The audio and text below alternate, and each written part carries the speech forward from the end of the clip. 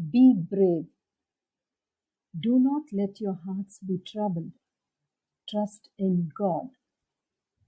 These words have comforted multitudes down through the corridor of bad times. The things of the world might blacken our life, or the imaginations of the heart might cloud our mind. Shift your trust to the word that comes directly from God. So we need not be afraid of what life throws at us, for God has asked us to take courage in Him. My dear children, be brave. Do not let your hearts be troubled. Trust only in God. A blessed day.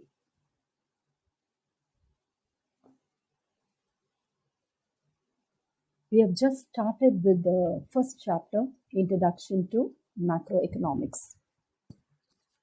A recap of what we have already seen in the last video. There are two major branches of economics, the microeconomics and macroeconomics. Microeconomics is a study of individual economic units of the economy, while macroeconomics is the study of the economy as a whole and its totality. Ragnar Frisch, a Norwegian economist, coined the words micro and macro in the year 1933. In the first slide, you would have noticed that J.M. Keynes is called as the father of modern macroeconomics. So who is the father of economics? Right. Adam Smith is the father of economics. Many of you were able to recall that. But the father of modern macroeconomics is J.M. Keynes. You have to note these two things. Father of economics is Adam Smith, and the father of modern macroeconomics is J.M. Keynes. So you might wonder why J.M. Keynes is called as the father of modern macroeconomics. This is because in economics there are many schools, but the main two schools of economic thoughts are classical economics and Keynesian economics. According to classical economists, an economy as a whole always functions at the level of full employment due to free market forces or due to free economy. So the people or the economists who belonged to the classical economic school felt that in the society or in the economy as a whole, there will always be a level of full employment. This was accepted till the Great Depression, which happened in early 1930s. So in 1930s, there was Great Depression and there was a persistent fall in the level of output and income. And there was a fall in the employment level also. So until Great Depression, the economists felt that there will be a level of full employment in the society. But now they realized that the level of full employment cannot be achieved, and they failed to explain the situation during the Great Depression. That is, the classical economists were not able to justify why the level of full employment was not reached during the early 1930s. So it was Keynes who boldly said that full employment cannot be achieved automatically as said by the classical economists. So in 1936, Keynes, a well-known British economist, wrote a book, a famous book which is called as The General Theory of Employment, Interest and Money. And this gave this birthed the revolution of Keynesian economics or Keynesian revolution. Keynes criticized the classical assumption of full employment and developed the modern macroeconomics. That's why J.M. Keynes is called as the father of modern macroeconomics. All these points are not given in your textbook. It is an additional information for you. We have already seen the meaning of macroeconomics. Now let us see the importance of macroeconomics. The importance of macroeconomics.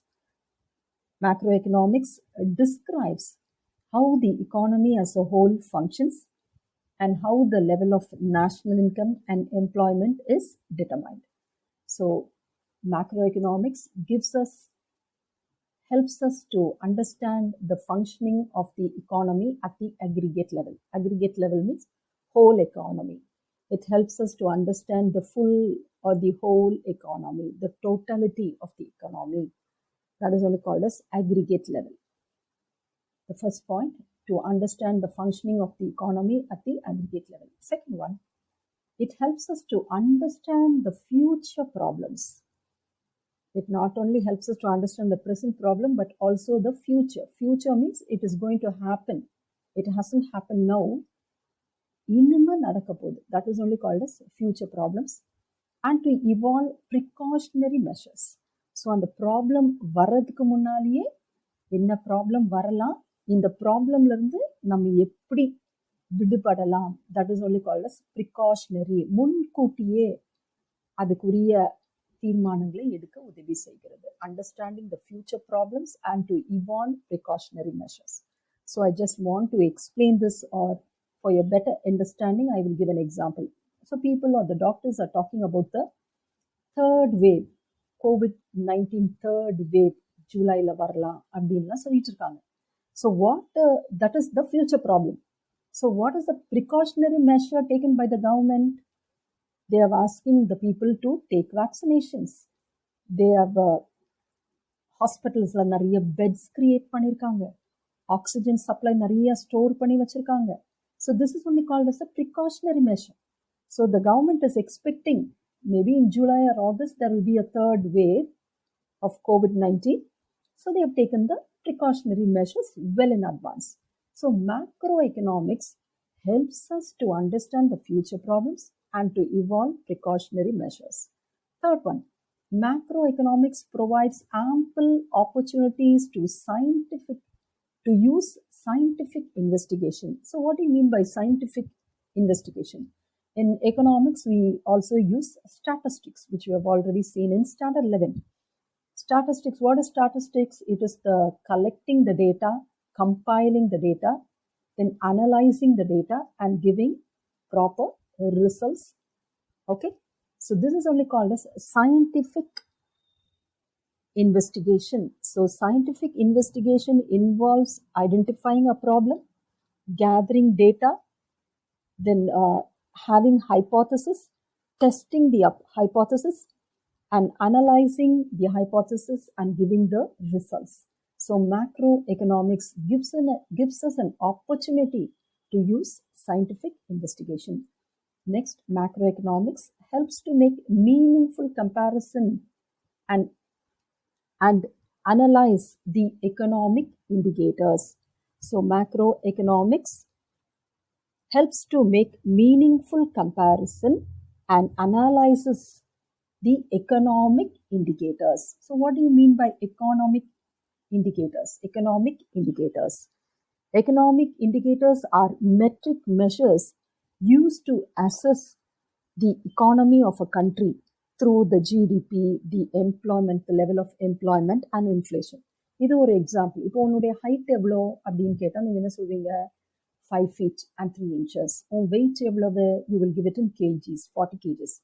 Like that, how can we assess or how can we value the economy of a country?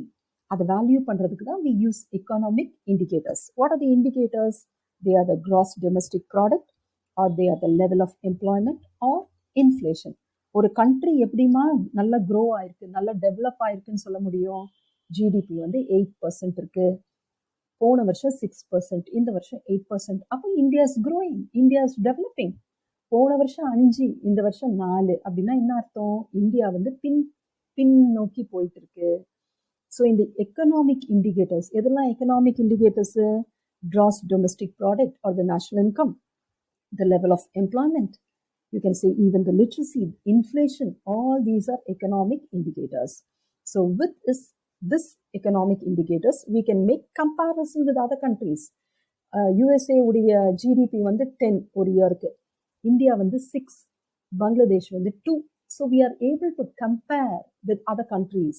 So macroeconomics helps us to make meaningful comparison and analysis of economic indicators. Next one, macroeconomics helps for better prediction about future. It helps us to predict the future. இப்போ ஜோசியம்லாம் பார்க்குறாங்கலாம் சொல்லுவாங்க, அதுனா என்னது? பின்னால நடக்க போகிறத முன்னாடியே சொல்லிடுறாங்கன்னு சொல்கிறாங்க. That is only called as prediction. இப்படிலாம் நடக்க போகுது. பட் அதெல்லாம் நம்ம நம்பிட்டு இருக்க முடியாது. எந்த மனுஷனாலையும் நம்மளுடைய வாழ்க்கை இப்படி இருக்கும்னு சொல்லவே முடியாது. கடவுள் ஒருத்தருக்கு தான் தெரியும். So we cannot predict anything. We do not know what will happen the very next day. We have learned a lot of lessons during this pandemic. People who were with us during the month of May are not with us now in June. So no man can predict, okay? So here macroeconomics helps us to predict the future and to formulate. எதுல? எக்கனாமிக்ஸ்ல it helps us to predict the future. வாழ்க்கையை பற்றி இல்லை, தேசிய வருமானத்தை பற்றி, வேலை வாய்ப்பை பற்றி, ஓகே, இன்ஃப்ளேஷனை பற்றி ப்ரெடிக்ட் பண்ண உதவி செய்கிறது. அதுக்கு ஏற்ற மாதிரி கொள்கைகளை உருவாக்க முடிகிறது. It helps us to formulate suitable policies. எதுக்கு சரியான கொள்கைகள் இருக்கணும்? To avoid economic crisis. நாளைக்கு ப்ராப்ளம் வரக்கூடாது, எக்கானமியில் ஒரு ரெசஷன் இருக்கக்கூடாது, ஒரு டிப்ரெஷன் இருக்கக்கூடாது, அதுக்காக முன்கூட்டியே கணிப்பு செய்ய உதவுகிறது. So this is a very, very important question. Book back question. If you turn along with me to page number 70, question number 28. State the importance of macroeconomics. For that, the answer will be these 5 points. This is found on page number 2. Page number 2, 1.3 and the subdivision க்கு கீழே 28வது கொஸ்டினுக்குரிய answer இருக்கு. 5 points இருக்கு. Okay, இந்த 5 points எழுதுனீங்கன்னா உங்களுக்கு 3 marks கிடைக்கும். நான் பண்ணியிருக்க மாதிரியே நீங்கள் என்ன பண்ணலாம், இதை வந்து ஃபுல்லாக எழுதாமல் ஷார்ட்டன் பண்ணி இப்படி நீங்கள் எழுதலாம். So this is the importance of macro economics. ஸோ in the next video, we shall see the scope of macroeconomics and the limitations of macroeconomics.